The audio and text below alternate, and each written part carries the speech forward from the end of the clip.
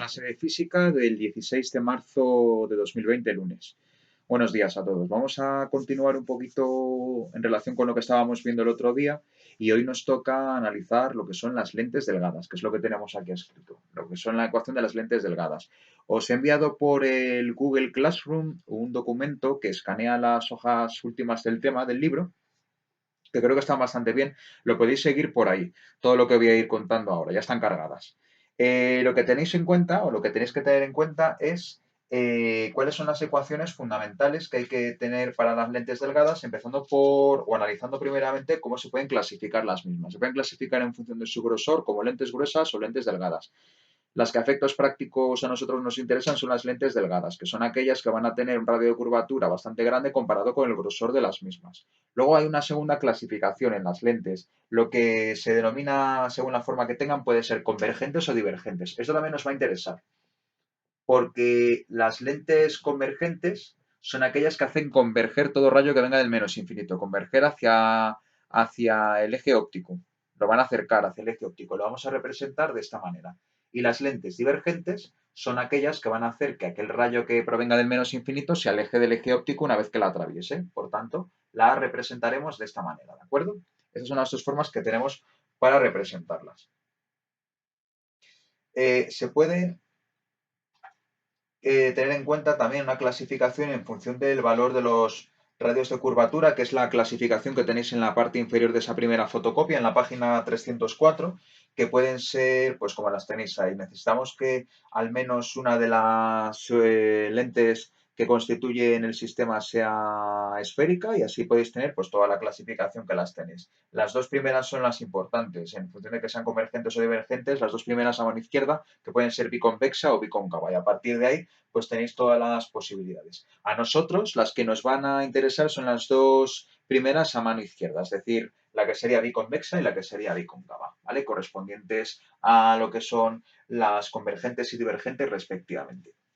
Vamos a hacer un análisis de lo que es la ecuación fundamental de las lentes delgadas y vamos a empezar a recordar la ecuación que nos planteábamos para el dióptero esférico, puesto que al final lo que tenemos es, pues, es un sistema compuesto por dos diópteros y van a generar lo que es un sistema óptico centrado en un punto, lo que se va a denominar el centro óptico, que va a formar parte del centro de la lente.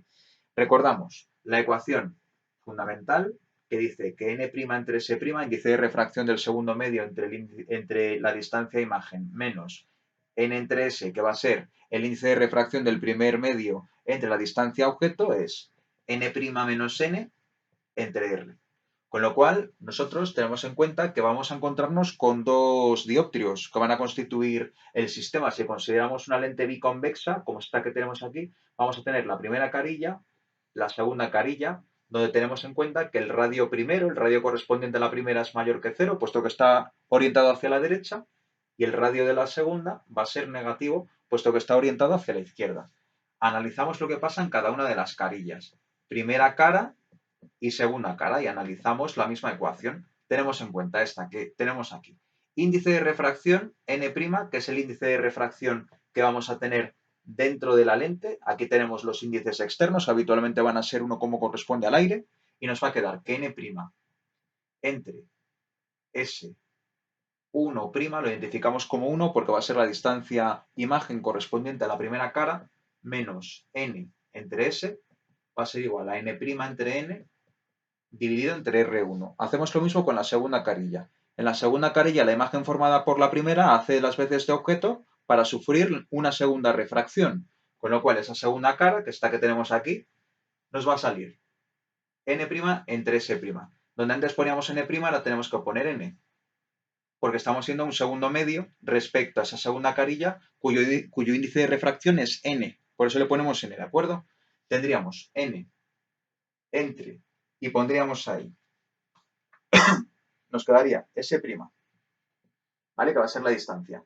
La distancia imagen que vamos a formar, S', menos, tenemos en cuenta, n' entre S1', porque lo que es el objeto, ¿vale? Lo que es el objeto de la primera lente, de la primera cara, va a ser la imagen para la segunda. Por eso le tenemos que poner una prima y una distancia S1', ¿vale? Es decir, esto es el objeto y para nosotros ese objeto va a hacer las veces de imagen y va a ser n menos n' entre R2. Invertimos esto porque ahora nos movemos desde n' hasta n. Luego el segundo medio es n menos n' en función del radio 2. Y recordamos que estamos aplicándolo al caso de una lente biconvexa. Si tenemos esto en cuenta, podemos llevar a cabo la suma miembro a miembro. Todo lo que aparece antes del igual, n' entre S1' menos n entre S, lo podemos sumar con este otro, n entre S' menos n' entre S1', y los términos n' entre S1' se nos pueden anular y esto nos va a quedar igual a ns' menos n entre S.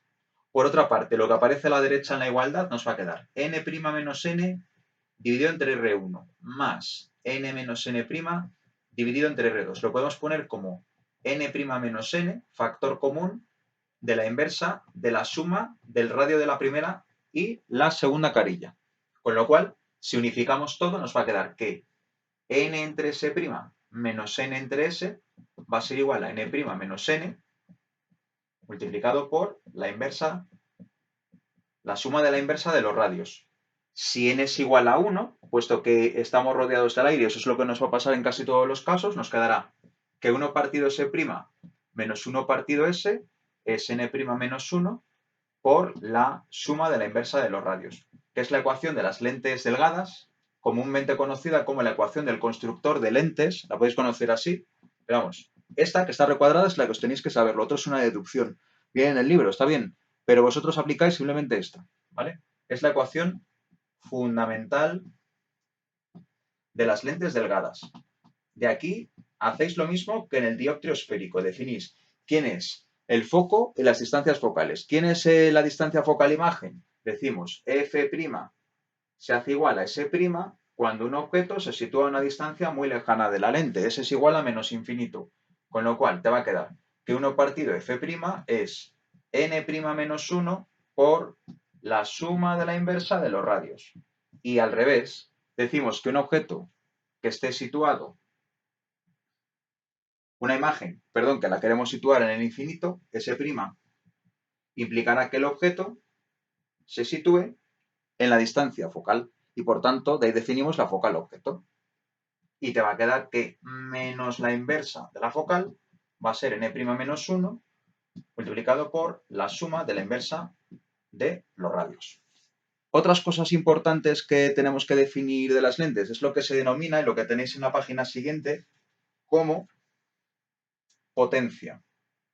Potencia de una lente, ¿vale? Una cosa importante, teniendo en cuenta esto, podéis poner la ecuación fundamental de las lentes delgadas mucho más cortita, porque lo podéis relacionar con la inversa de la focal imagen. Recordad que aquí hablamos de la inversa de la focal imagen.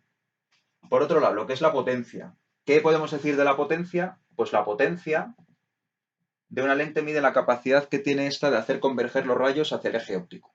Por tanto, se define como la inversa de la focal imagen. Su unidad es el dioptrio, que se representa con una D mayúscula, y para medir los dioptrios necesito que la focal imagen se mida en metros.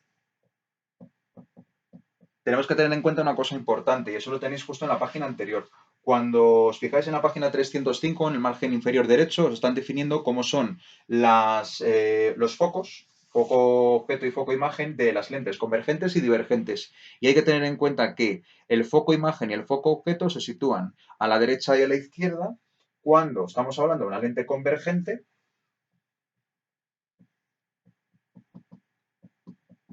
y al revés cuando hablamos de una lente divergente. Esto ya nos pasó cuando hablábamos de los dioptrios, cuando estábamos hablando del dioptrio, el que fuera un dioptrio que fuera convexo, que hacía converger los rayos hacia la focal imagen, y uno cóncavo, que hace que los rayos provenientes del menos infinito se alejen del eje óptico y por tanto te quede la focal imagen por definición por delante. Eso lo tenéis en la página 305 y es muy importante, porque de eso tenemos que hacer la representación de los posibles casos que nos vayan a ir suscitando los diferentes problemas. El aumento lateral, y ya para terminar la parte de este desarrollo, el aumento lateral Le definimos parecido al aumento lateral en los espejos esféricos. Es la relación entre el tamaño de la imagen y el del objeto y se puede poner como la distancia imagen y objeto, S' entre S. Recordad que cuando hablabais del aumento lateral en los espejos esféricos, aunque dabais la relación entre la imagen y el tamaño de la imagen y el tamaño del objeto, tenéis en cuenta aquí un menos delante, menos distancia imagen entre objeto. Aquí no. Aquí tenéis en cuenta, por definición, lo que es la relación entre la distancia imagen y la distancia objeto. Bueno, pues en el siguiente vídeo os contaré cómo hay que hacer los diferentes trazados de rayos, que son muy fáciles y son los que vienen ahí contados en el libro. Hasta ahora.